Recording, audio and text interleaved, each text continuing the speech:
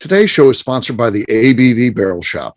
The ABV Barrel Shop is located in the St. Louis metro community of Arnold, Missouri, and is the world's first single barrel only liquor store. This business is owned and operated by Steve Akeley and Jim Fosnot. Head over to abvbarrelshop.com to sign up for their email and text distribution list. That way you'll know what they have in stock, what classes are coming up, and what barrel picks they have in the works. We are also sponsored by The Bar to Go. The Bar to Go offers a fully customizable carrying case that allows you to take your favorite distilled spirits or cocktail ingredients with you. Whether you're looking for yourself, a customized gift, or logo items for your business or event, The Bar to Go can help. Check them out at thebar2go.com. Use the number 2 when you type out The Bar to Go. Did you know Neely Family Distillery now ships its popular distilled spirits directly to you? To order, simply call 859-394-3258. Tell them the ABV Network sent you. And now, on to the show. Let's drink!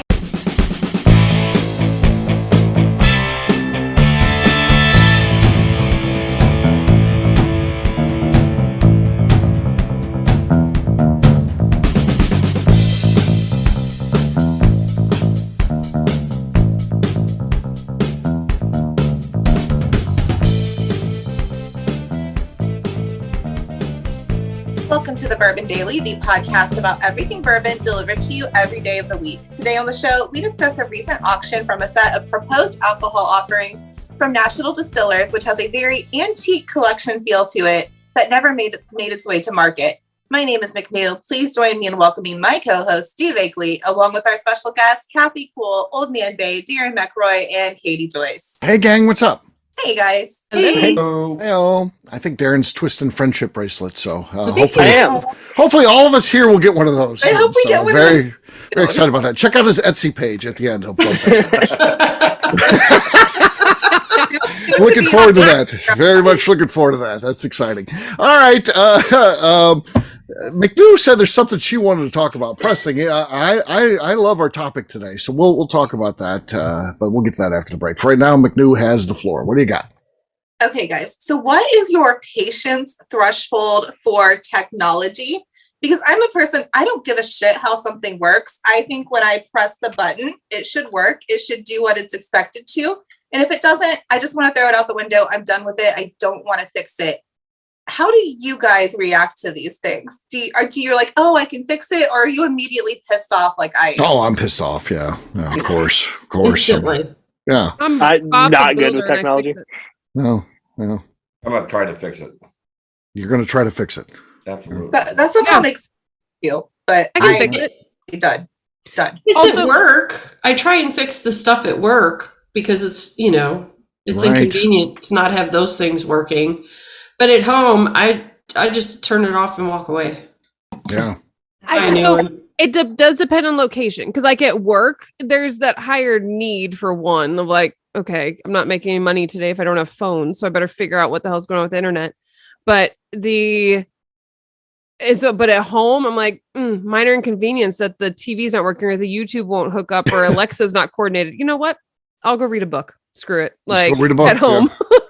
Yeah, you're at home. You're just doing your thing. Well, yeah. Old Man Bay, you said you could fix this stuff, huh? You're into that. I would absolutely. You're a guy who likes to fix things in general. So you work on your own car and stuff like that. You're a guy. So you do the same approach when it comes to technology too, huh? Yeah, absolutely.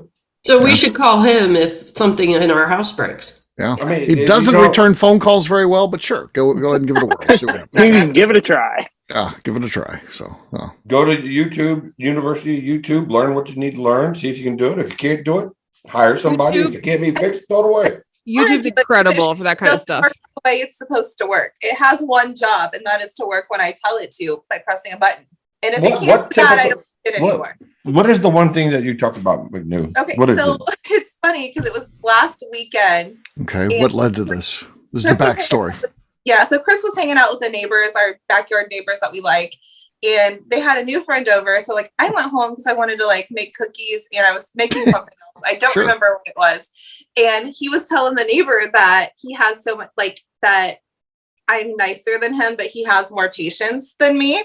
And then a minute later, because like it's so funny because you called me and you were like, the goddamn food processor isn't working. You need to come fix it because I'm mad at it right now because it wouldn't work. I couldn't get the lid on and it just pissed me off.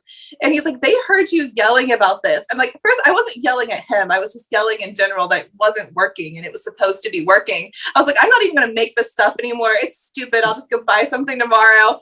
And then he's like, see, I told you, she has no patience. No, no patience. Right. And most of the time, it's usually operator error. Right. It might have been because I might have been like 2 bottles of wine in and I couldn't get the lid There on. we go. McNew is the impossible read, though, because she has On no a patience. food processor, they should have accounted for that. Of someone 2 bottles of Yeah, wine. that's right. There should have been a label. Do not That's on use them. if you take 2 bottles of wine. That's on them. Don't even try. No. My other Food motivator processors. is that if it's at work, especially, I want to get like the little attaboy from my IT company or from my boyfriend also works in IT. So it depends on who I end up calling to fix it when I can't. But when I get the questions like, oh, well, what about this, or this? I'm like, did it? And they're like, oh, okay. And you get that like head nod. They're like, all right, you did a lot of these steps on your own to like solve all the standard problems. This truly is a specialized problem. That's like the little gold star. I'm doing none of it. I just call and I'm like, you need to remote in. The thing's not working. Don't know why. Fix it. I don't even try anything. You can remote in. I know you can't. Just No. zero.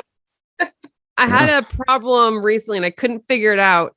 And we had a cord get unplugged from the internet and I plugged it back into the wrong box. And I was so upset that I had to have the IT company come out to fix it. And I didn't figure it out on my own. I want to figure out nothing. I just want it to work. Well, it's because the look on their face when they go, oh, here's the problem. And they unplug it out of this box and plug it into that box. And then they look at you like you're stupid. Right. Yeah. I'm like, well, the cat shouldn't have unplugged it in the first place. Okay. Like, It's the cat's fault. It's the cat's Cat's fault. fault now. Yeah. Sure. Cat. Do you like you're talking about utilizing IT companies and stuff like that? Do you like when you're and again McNew helping remotely? You said. Do you like? Does your IT company say? I'm going to ask you now. You'll see on your screen, and I'm asking for permission to go into your. They do whatever the fuck they want. They act like they're got to ask you permission to go into your. 100%. If I'll be I'm like, no, you be can already oh, see what's on I'll my do it. screen. You know if I'm busy or not. Don't pretend. Exactly. It's just like it's a blanket cover for them because their calls are recorded, so they could be like, "I did ask." I think it's just a protection thing for them. It doesn't mean shit. It doesn't mean shit. Exactly. I always tempted when they have the little chat box pop up and like, is now a good time for me to take over the computer? To come back with the most sarcastic answer. I'm like, oh, let me close out of the porn first. Like, I think you should put the porn up. Put the porn all across the screen and then say yes. Now I can't figure out the problem. You just leave it like, are you? No, okay. At least I do know that's unblocked on my computer now because at work they had done a new security protocol and it blocked like porn and alcohol and tobacco all at the same time. I was like, whoa. So I found out about it because I went to go to a whiskey site to order something and it was blocked. And I was like, oh, fuck no. I was like, I own the company. First of all, you unlock this shit now. But I was like, also, it's a lawyer's office. Like I have to look up random shit for random cases all the time. So I was like, you need to take these filters off. It's a small office. I don't need these filters. And so I can actually. I think a fun game would be to be like serial killer or lawyer for all the weird for your search. Yes, history. because what was I looking up? Oh, I was trying to look up location tracking to help prove where my client hadn't been, which was difficult on its own. And then I started to get on a website that talked about how to like delete all your location tracking on your phone and like get some sketch stuff. And I was like, this is going to start looking like a very sketchy browser history. I used to, in the corporate job, I used to work for a lady who had customer service, had to have interaction with, again, corporate customers, so companies across the country and even across the globe. But her last name was Porn, and it was a problem. It was a problem emailing because so many. These companies would get mad. They'd be like, she's not even communicating with us. Well, her name would get it blocked where it wouldn't come in because her last name's Porn. P-O-R-N. Not even spelled like a different name, and it's a P-O-R-N was her last name. What was her first name? Ann Porn. No. Hey, Porn? Yeah. Hey, Porn. I would have changed my name so quickly. Right? Yeah. Why Oh, yeah. even the email? I'd be like, nope, you are now Ann.P at The company has to make her change her name. She has to have like a professional name or something. So yeah, it was a problem. I don't know how they resolved that. I don't know if they did make her change her name, or I don't know, or you just had to work with IT for every company. So how do you even get that last name? Like, I know what? So I have a friend that's Well, Filipino, and it's that ending, like the PORN is kind of a normal ending for first and last names there. So I had a friend, she actually uses a different name now. She doesn't want to be porn. Yeah. Her father is very proud of the she always was like, we should change her last name. He's like, no way, that's our name. That's our name. We're porns. We're proud of porns. We're porns and we're proud. Yeah. Yeah. We're porn and we're proud. Her great grandfather started the porn industry, actually. Oh yeah. Well, I've actually got a story that I'll tell off the air about that. So, it's a funny one. All right, it is time. It might be told back on the air. Oh yeah. Kathy will say it. So She promises nothing. hang around after Kathy hangs up at the end of the night. I'll tell her. It's time to drink. What is everyone drinking? I'll go first. I've got one that was considered for the Buffalo Trace Antique Collection. It's Michter's US 1. It didn't make the cut primarily because it's a different company. Wow. Basie. Yes. Yeah. They were like. Primarily because it's a different company. Michter's was like, I'd really like to be part of that. That'd be cool. Because it'd be a nice boost for them. But they're like. Not letting us in. It's a neat idea, but you're not really part of the organization, so we're gonna have to say no. All right. Thank you for your inquiry. And don't clock in either. Yes, thank you for asking, but no, the answer is no.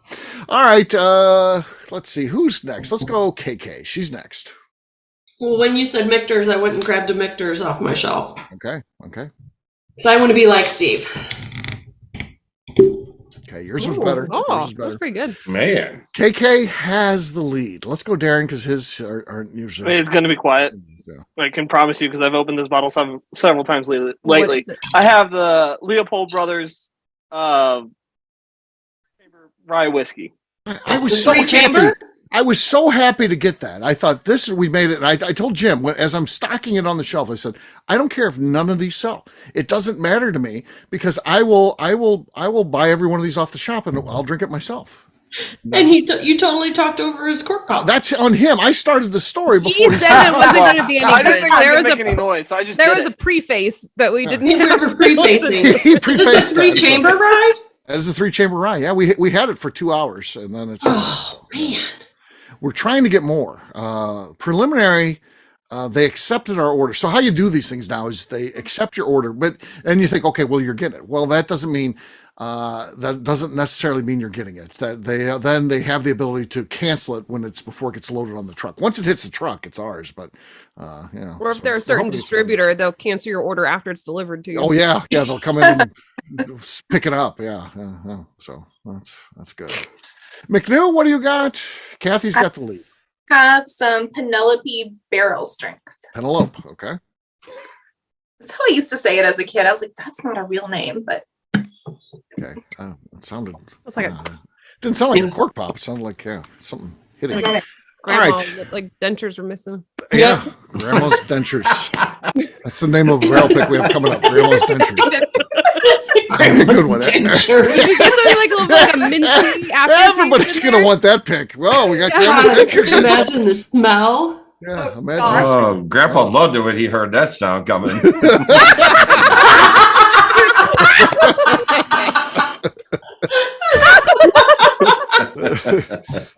All right, Old Man Bay, you're next. Still 6:30. Rally Point. Going with the whole St. Louis theme tonight. Okay, very good. Oh, that was strong. I think he's got the lead. I think he took over the so lead. too. Oh, 2 in 1. Oh my you don't God. have it yet. Katie's still got to go. Easy. That's true. Yeah, Katie, what do you You're got? hunting me already. No prefacing the celebration. You tried to do it incorrect, but you said it correct. right, like, I wish we could find that show where McNew was saying preface, and it's It's lost to the been a it's lost to the while. annals of time. and I have still not lived it down. It's been at least 6 months or more. Oh yeah, it's been a long time ago, but yeah, we won't forget. We don't forget. All right, Katie, what do you got there? I've got Stellum Bourbon, the St. Dominic 2023 edition from their gala. Okay. Oh, Dominic. Oh, That was it. That was good. That was the winner. Yeah, That was old like man the already celebrated. Thanks, Katie. He's got to take down his post that he just won. Don't discount me ever again. No more prefacing your celebration. All right, we'll take a quick break, and then when we come back, we're going to talk about this whiskey prototype set and the fact it sold for $187,000. What we think of that? We'll get to that in just a few.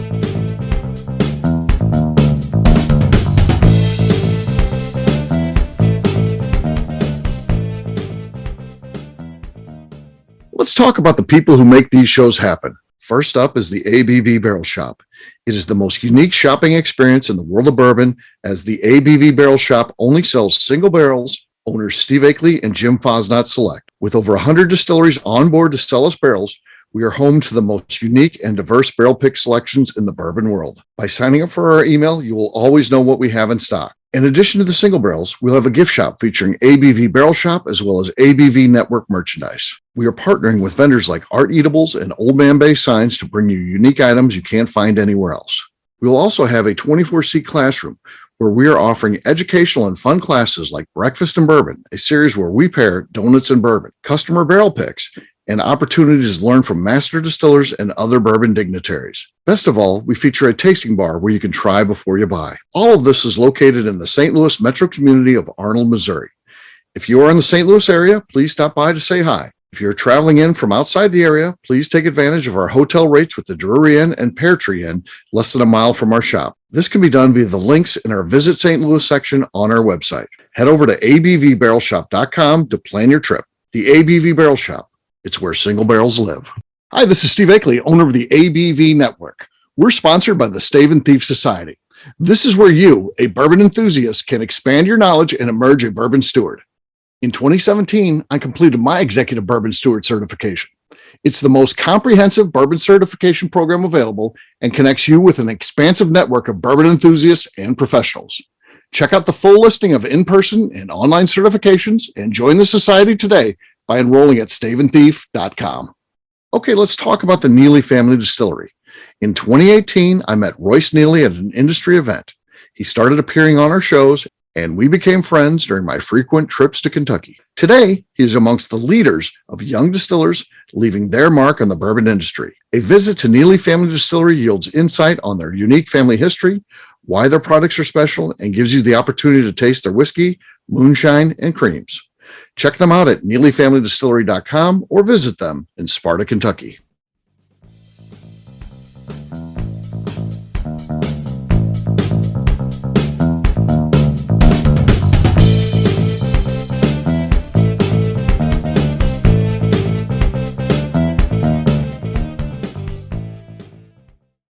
All right, great job today, gang. For audience, we'll have a brand new show for you tomorrow. We'll be mailing again, once again. Take care, everybody. See ya. Happy Festivus. Later. Bye, guys. Happy Festivus. Cheers. Yeah, happy Festivus. Welcome back to the Bourbon Daily. Today we're talking about a $187,000 whiskey prototype set. Yes, we are. So it literally is a prototype. 2 sets were created.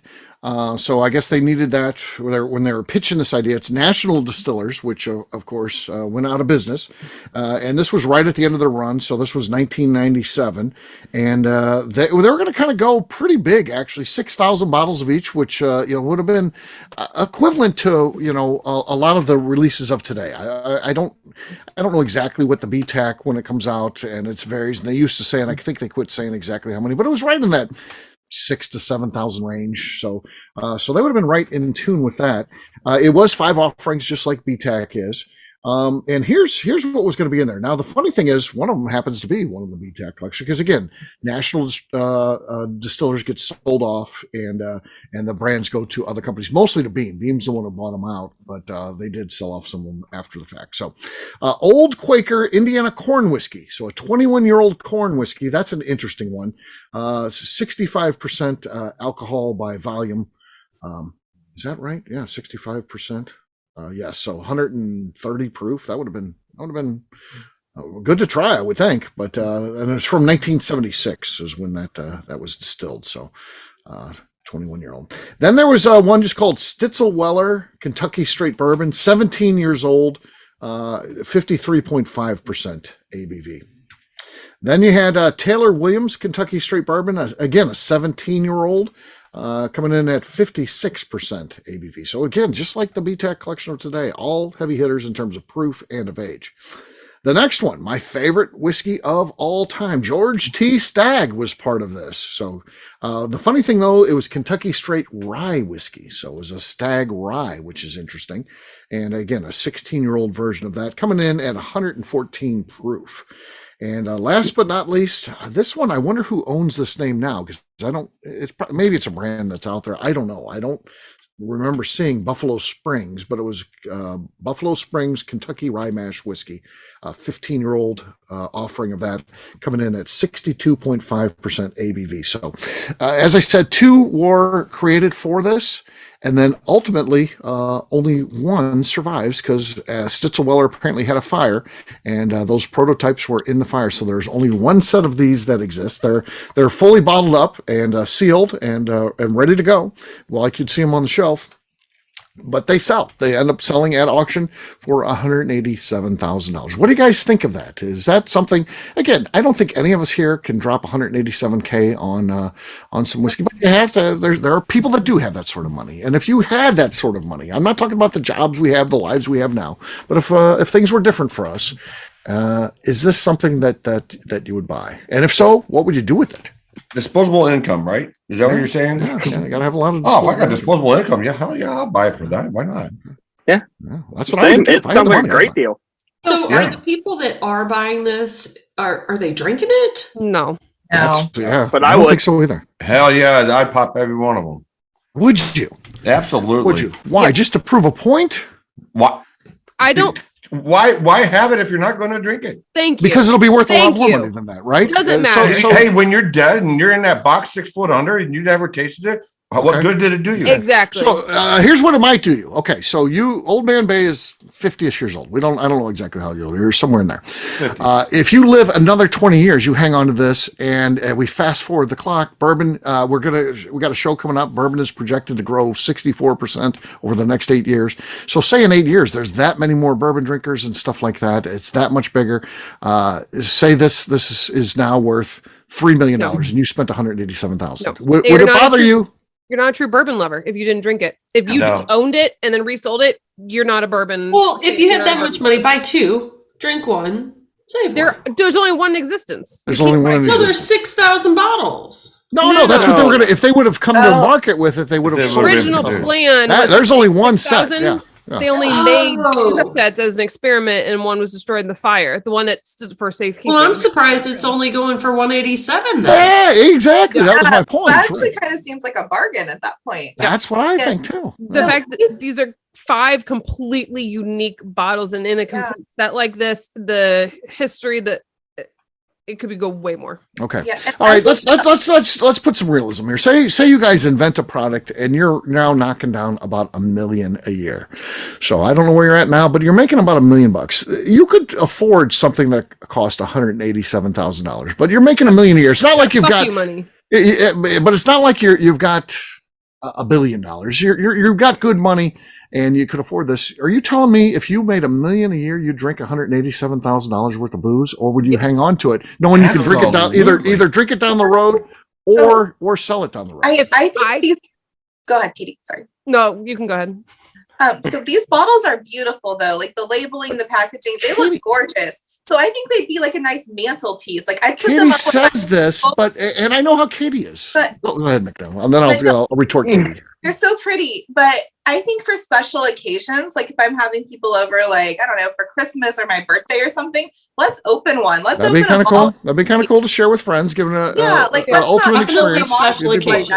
You'd be beloved. But you'd be able to, if you wanted to make money on it, just have a dinner party. And like gas. Right, to let people drink this, you could make all that money back and more. And more.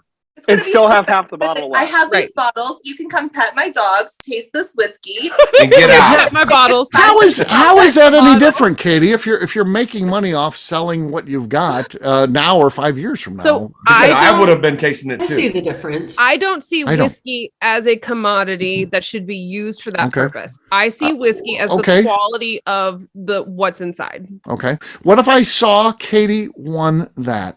And then I said, Katie, I have a buyer that didn't know this was going up for sale. They're willing to buy it for $500,000. I run a charity. It helps children that are in need, that have been a part of abused spouses, and they're behind the eight ball. And Katie'd be like, "Fuck you! I'm a bourbon drinker. I'm drinking it." What, are you telling me it's not worth more? We could have there's a creative solution there. If we have someone who's going to donate money to charities close to my heart, then we could find some kind of solution, because the only person I would sell that to would be another bourbon drinker. I'm not going to sell it to anyone who's going to let it sit around and never be enjoyed. So if they want to open it up and share the bottle with me and donate money to charity, and I'll donate money to charity as well, sure, let's do it. And then we can make even more headlines about how we're donating hundreds of thousands of dollars to charity as well now, with connection to these bottles. And then what a great memory, because whiskey is all about the memories you make. I disagree here, because I don't think there's a such thing as whiskey that tastes $187,000 good. And this isn't something you'll never know if you didn't open it. Yeah, how are you? I absolutely agree I've tasted products from that era by that distillery, like the Stitzel-Weller. I've certainly tried Stitzel-Weller from that era, that age, from that distillery, and very good, better than stuff I can buy today. Yes. $187,000 worth? No. So I think buying it's an investment, no matter what you're doing. Again, if you want to be the ultimate baller, there's a lot of. I mean, you could have a party where you burn $100 bills just so you want to show off. I mean, that might be cool. If you get all the bourbon lovers for the environment. Get all the bourbon lovers together and just break them. I wouldn't blow through them. They would last a very, very long time. Oh, a long time. Because it would be reserved for very special occasions. But part of it is the part of whiskey is the experience, and we are paying the $187,000 for the experience of owning those, in my opinion, not for the collection that they might be worth more later. And so I would do the most I could with the experience of all of those bottles. Right.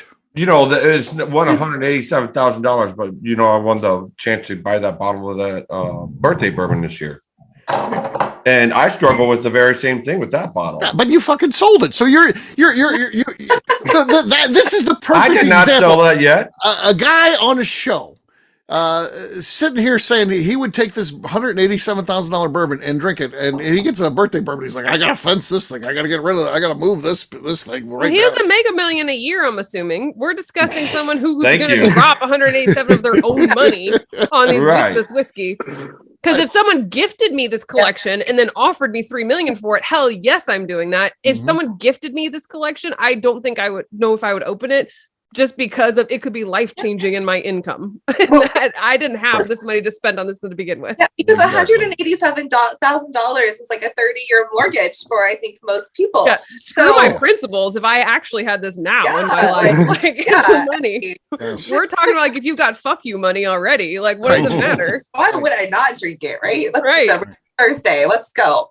Right. At this point, I've got 3 jets and 6 houses. So if I'm dropping that kind of money on whiskey, so what does it matter? It's about the experience of life. I have houses in every state that I want to have a house in. Why not? Right. Yeah. Right. See, my point on why I would drink it from day one is because even if I was in the mindset that I'm going to keep this until I can sell it for more money, I don't trust myself to come home every day, look at those bottles, and say, "Man, I wonder what that tastes like." I don't trust myself to keep I would have that to lock around it and unopened. Someone gifted that to me now. I would have to go put it somewhere that I couldn't access alone. Someone has to be with me. I'd have to be supervised. My birthday bourbon is in my safe.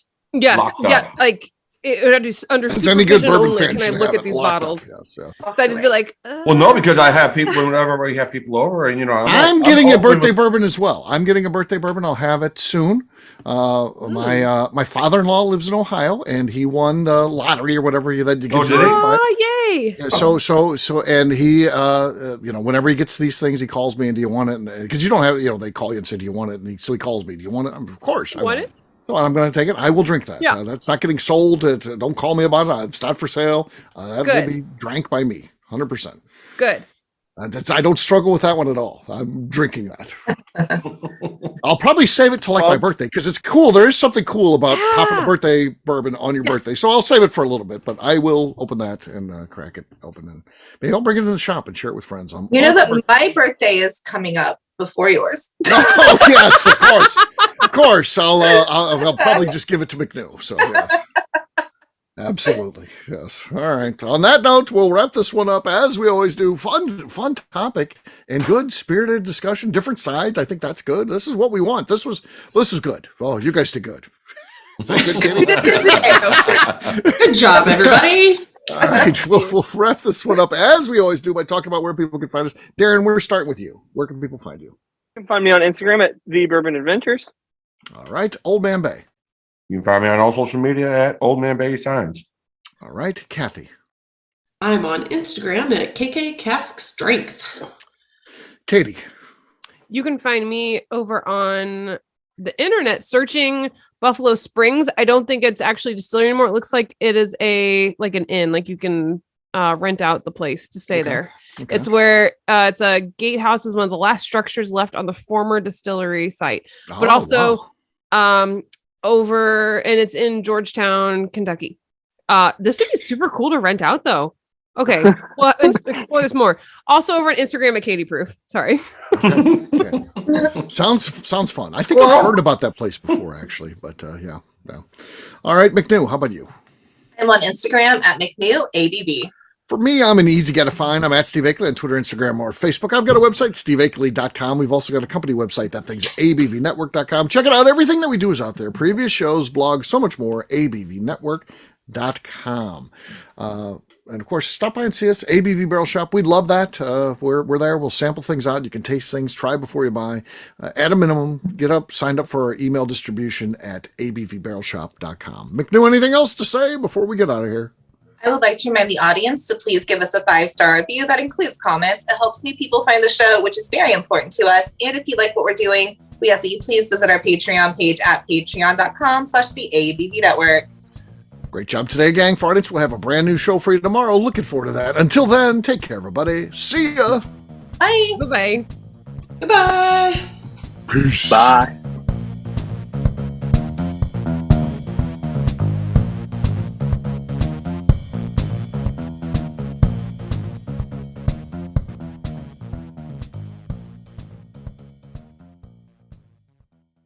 Before we finish the show, let's talk about some great companies that support the ABV network. First up is Moonshine Still Pro. Moonshine Still Pro has a full line of products to help the home distiller. Whether you want to experiment on the stove in your kitchen or you're looking for a bigger setup in your backyard, owner Russell Creed and his team can help. They have multiple still offerings, accessories, and even grain from their partners at Goldstone Mill to assist you in making whiskey on par with your favorite distillery. They can also help you with some fabricated parts you probably can't make yourself if you are attempting a DIY still project. Learn more or order your still or parts at moonshinestillpro.com. Last but not least is the ABV Barrel Shop. While we don't get to play in the allocated bourbon game because we aren't selling the other products you have to do to get those, we do have access via our friendships in the bourbon industry to some really cool stuff. Have you ever seen your favorite craft distiller selling some really cool limited offerings only in their gift shop? I'm talking things like the Hazmat offering Distillery 291 did for their 10th anniversary, or Neely Family Distillery's Papaw's birthday barrel. They don't have enough of it to send it out to distributors, so they only sell it via their gift shop. Well, companies like Distillery 291 and Neely Family Distillery have agreed to sell us 2 or 3 cases of these offerings moving forward, meaning our store will have the access to some of the rarest whiskeys in the world. Way more difficult to come by than the allocated bourbon offerings with the national release. Yes, they will be extremely tough to come by, but if you're a customer of our store, you'll have a chance to get them. Get signed up for our email or text list over at abvbarrelshop.com so you don't miss out. The Bourbon Daily is part of the ABV Network. For more information or to become a sponsor, please visit abvnetwork.com. Thanks for listening and cheers. This has been a Steve Akeley production.